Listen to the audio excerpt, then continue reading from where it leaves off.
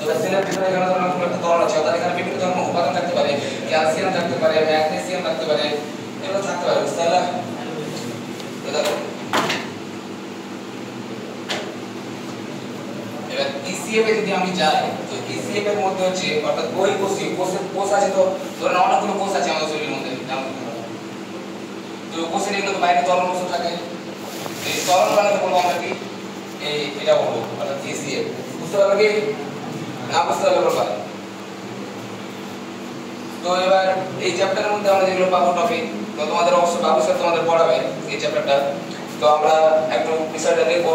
তো এর মধ্যে কিছু কিছু চ্যাপ্টার মানে কিছু কিছু টপিকগুলো আলোচনা করবো, ঠিক আছে?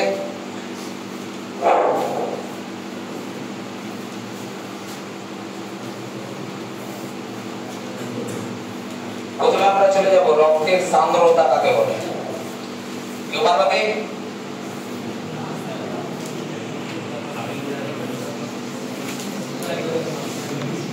velocity of blood.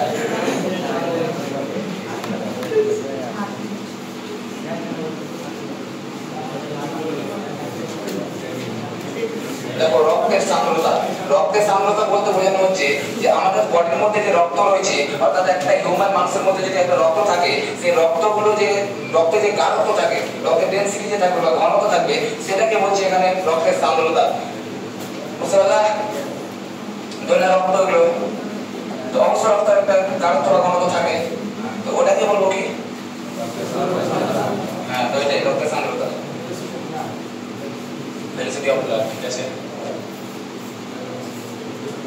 রক্তের বাবা কেউ বলতে পারবে? বলো।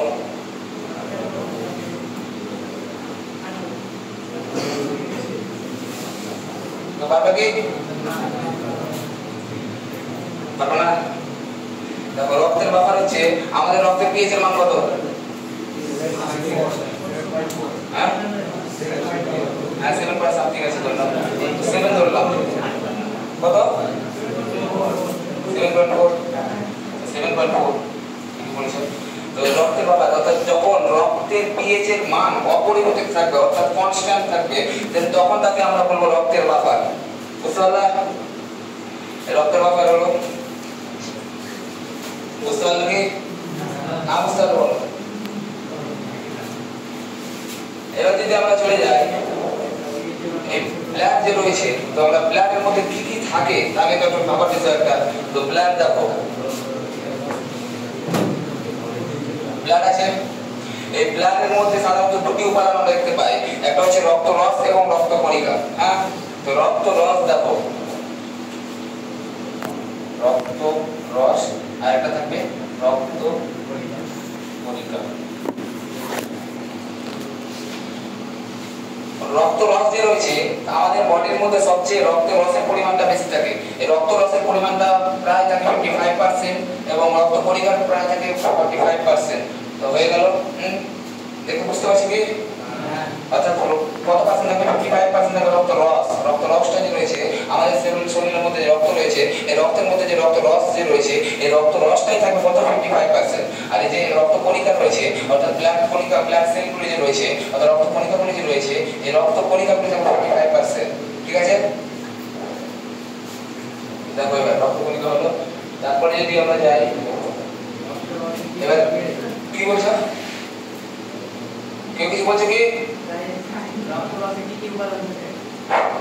রক্তরসের মধ্যে বিভিন্ন উপাদান দেখতে পাবো, যেমন আমরা তরল দেখতে পাবো, বিভিন্ন ধরনের জৈব গ্যাস, বিভিন্ন ধরনের উপাদানগুলি থাকবে, এগুলো নিয়ে গঠিত থাকবে রক্তরস। ঠিক আছে, বুঝতে পারলাম?